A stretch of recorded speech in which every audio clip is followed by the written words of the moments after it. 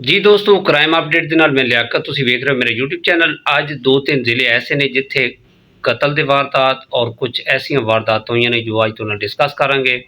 ਇਸ ਤੋਂ ਪਹਿਲੇ ਸਾਡੇ ਚੈਨਲ ਨੂੰ ਸਬਸਕ੍ਰਾਈਬ ਕਰੋ, ਬੈਲ ਆਈਕਨ ਬਟਨ ਨੂੰ ਪ੍ਰੈਸ ਕਰੋ ਔਰ ਵੀਡੀਓ ਨੂੰ ਸ਼ੇਅਰ।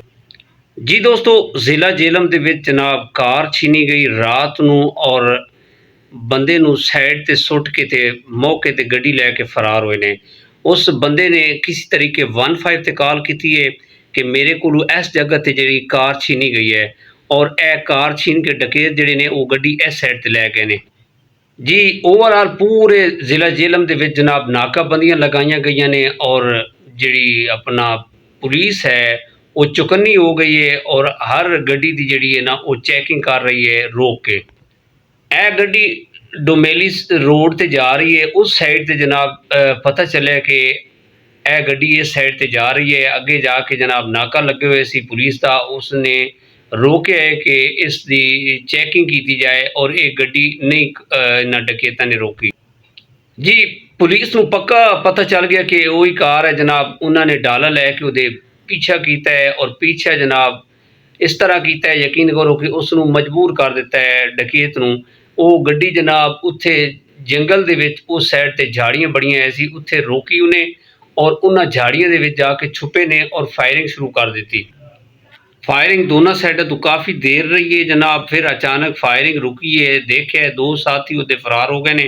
एक बंदा मूँह के बल जनाब लेटिया पिया सी और वो बंदा हलाक हो गया सी। इस बंदे ते तकरीबन 100 एक FIR है सी, उन्हां दे विच पुलिस नूं मतलूब आ और इसकी जिहड़ी शनाख्त हुई है वो इस तरह है। मुहम्मद अवैस अली इसका नां सी और इसका जिहड़ा इलाका है सी वो शाहपुर गोजरा है सी। गोजरे चों आके जनाब जेहलम दे विच वारदात करदा, जेहलम पिशावर तक इस बंदे ने जनाब डकैती दी वारदात कीतियां ने। तकरीबन 100 एक मुकदमियां दे विच ACT पुलिस और पंजाब पुलिस नूं मतलूब आ।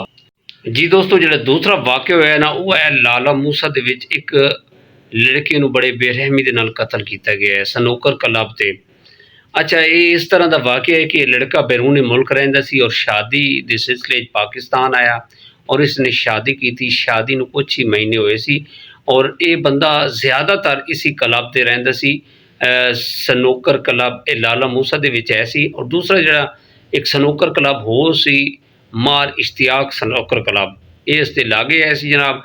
और ये बंदा अक्सर इस सनोकर क्लब से गेम खेलते खेलते रात को सो जाता सी और ज़्यादातर चाबी इसी कोल ही रहिंदी सी जनाब।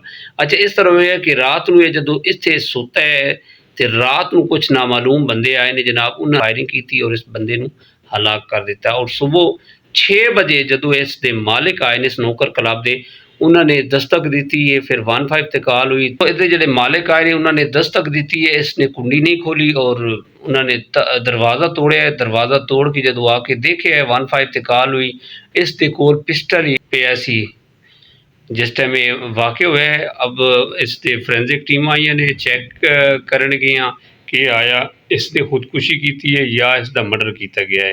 ये मुकम्मल तफसील आएगी, इसके टेस्ट होंगे फिर पता चलेगा। अच्छा, एक लर्ज़ाखेज़ वारदात हुई है गुजरात के विच, अगला जिहड़ा वाक़या तुहाडे नाल शेयर कर रहे हैं।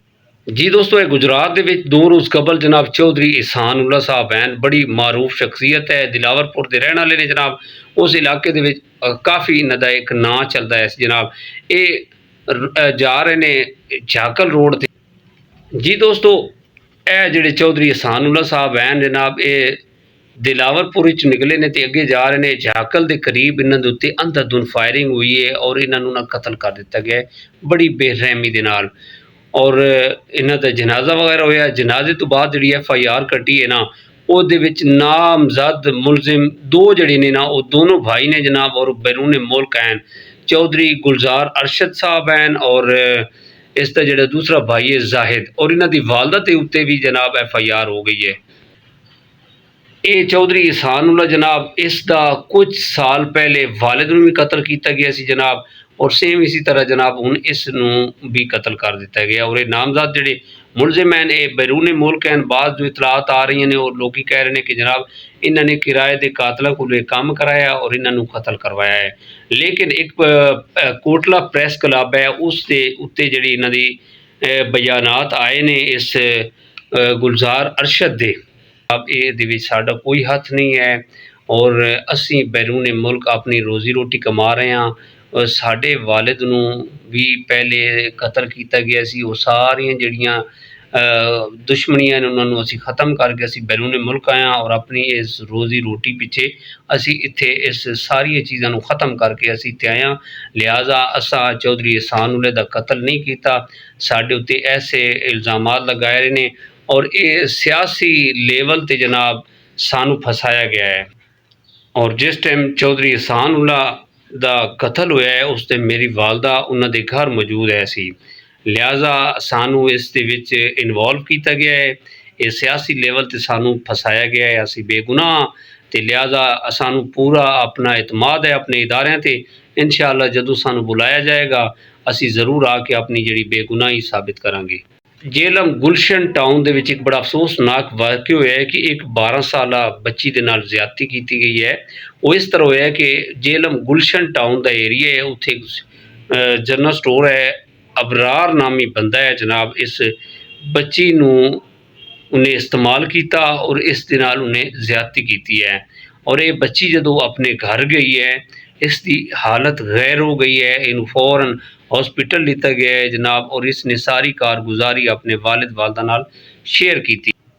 फिर जनाब इसके जो वालिदैन उन्होंने 15 ते कॉल की और इस अबरार नामी बंदा है जनाब इसके खिलाफ FIR हुई और इसनू गिरफ्तार किया गया और मजीद पूछगछ हुई तो उसने जनाब कहा कि मैं इनू काफ़ी दफ़ा इस्तेमाल करता रहा, ज़्यादती का निशाना बनाता रहा और उम्मीद है कि इंशाअल्लाह इसनू भी सज़ा मिलेगी। और साढ़े इदारे फिलहाल बड़ी हरकत दे विच हैं। जो बंदे जराइम कर रहे हैं, जो बंदे जराइम दे विच मुलविस हैं, उन्होंने फिल फौर सज़ा मिल रही है और उम्मीद है इंशाअल्लाह कि जिहड़े जराइम पेशा अफराद हैं ज़रूर कंट्रोल च आएंगे और जिहड़ा जराइम है वो ज़रूर कंट्रोल च आएगा।